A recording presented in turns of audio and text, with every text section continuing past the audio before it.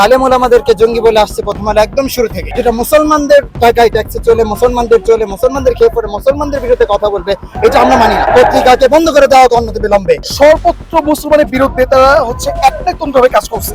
প্রথম আলো পত্রিকা অনতি বিলম্বে বন্ধ করতে হবে বাংলা জমিন থেকে। আমাদের বিরুদ্ধে তারা এই পর্যন্ত যতগুলো প্রপাগান্ডা চালিয়েছে সমস্ত প্রপাগান্ডার জবাব ইনশাআল্লাহ দেওয়া হবে। এটা আমাদের রাসূল সাল্লাল্লাহু আলাইহি ওয়াসাল্লামের, এটা উম্মতের জমিন। এই জমিনে কোনো ফ্যাসিস্ট বিরোধী কোন জঙ্গি গোষ্ঠী কখনোই আমরা থাকতে দিব না। তারা আমাদের ধর্মের সাথে আঘাত করছে। দেশটা কারো পাবে না।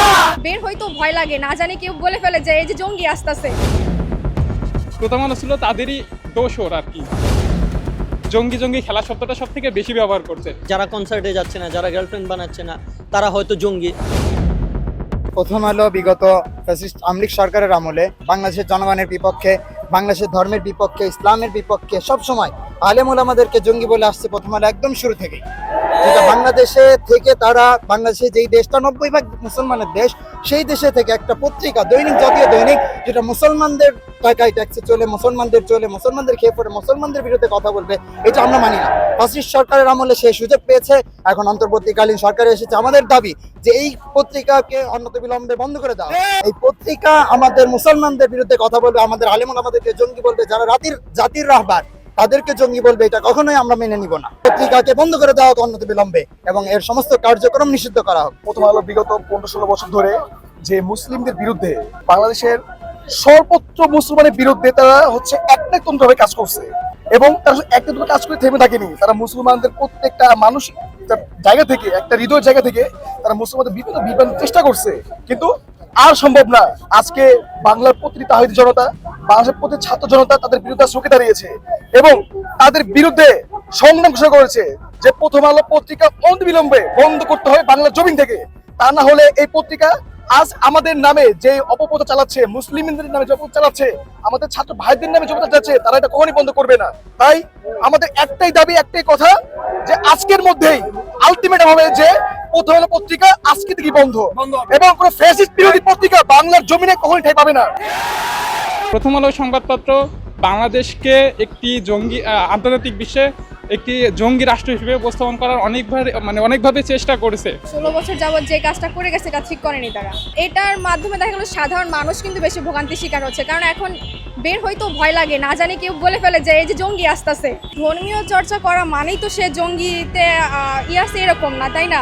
তো ওরা যেই ভুয়া নিউজগুলো ছড়াচ্ছে এটা আসলে ঠিক না। এটা এখন দেখেন, আমি যদি এখন বোরকা পরে আসতাম, পর্দা করে আসতাম, তার মানে আমি জঙ্গি না, এরকম তো না। তো আমি তো আর জঙ্গি না। এটা আসলে একটা বিভ্রান্তিকর ঘটনা, যেটা ওরা তো ঠিক কাজ করছে না। গত 16 বছরে যে ফ্যাসিস্ট সরকার ছিল, তারা মূলত বিশেষ করে আমি যেটা বললাম, প্রথম আলো এবং ডেইলি স্টার সরকারের সহযোগী হিসেবে কাজ করেছে। মূলত তারা জাস্ট তাদের স্বার্থ উদ্ধারের জন্য কাজ করছে, জনগণের পক্ষে কোনো ধরনের কাজ করে নাই। আর যাতে রাজনৈতিকভাবে কোনো সংগঠিত হতে না পারে, সরকারের বিরুদ্ধে সংগঠিত হতে না পারে, এই কারণেই মূলত তারা এই যে জঙ্গি খেলা শব্দটা সব থেকে বেশি ব্যবহার করছে। যারা বেসিক্যালি ইসলাম প্র্যাকটিস অনেক ভালোভাবে করেছে, অর্থাৎ যাদের দাড়ি বড় বা যারা হচ্ছে টুপি পরে, যারা বিভিন্ন গুনার কাছ থেকে দূরে থাকে, কনসার্টে হয়তো বেশি একটা যায় না, তাদেরকে একেবারে ধরে ট্যাগ করেছে যে তারা হচ্ছে জঙ্গি। যারা কনসার্টে যাচ্ছে না, যারা গার্লফ্রেন্ড বানাচ্ছে না, তারা হয়তো জঙ্গি। যে কেউ তার ধর্ম বা সম্প্রদায়ের কোনো কালচার ফলো করার কারণে তাকে যদি এক্সট্রিমিস্ট বা জঙ্গি ট্যাগ দেওয়া হয়, এটা অবশ্যই কাম্য না। অ্যান্ড এটা একটা মিডিয়া যেহেতু দায়িত্বশীল একটা জায়গা, যে কোনো রাষ্ট্রের দায়িত্বশীল জায়গা থেকে এই কাজটা করা মোটেই কাম্য না। 16 বছরে এরকম আমরা অনেক তথ্য দেখতেছি, কিন্তু এখন তো দেখি না। যে কোনো দেশের মিডিয়া হচ্ছে একটা দেশের দর্পণের মতো, তো তাদের উচিত সত্য কথা বলা। দেশটা কারো বাবার না, দেশটা কারো বাবার না, দেশটা কারো বাবার না। এখানে তারা আমাদের ধর্মের সাথে আঘাত করছে। তারা ভাবছে যে তারা দেশ থেকে পারে নাই, তারা বাইরে যা এগুলা করতেছে। তারা ভাবছে যে তারা যেহেতু দেশ থেকে পারে, তারা বাইরে যাওয়া পারবে না, তারা বাইরে যাওয়া পারবে না। এই প্রথম আলো যে পত্রিকা, তারা যাই করুক না করুক, তারা কোনো কিছু দিয়ে আমাদের দমে রাখতে পারবে না, তারা কোনো কিছু করতে পারবে না।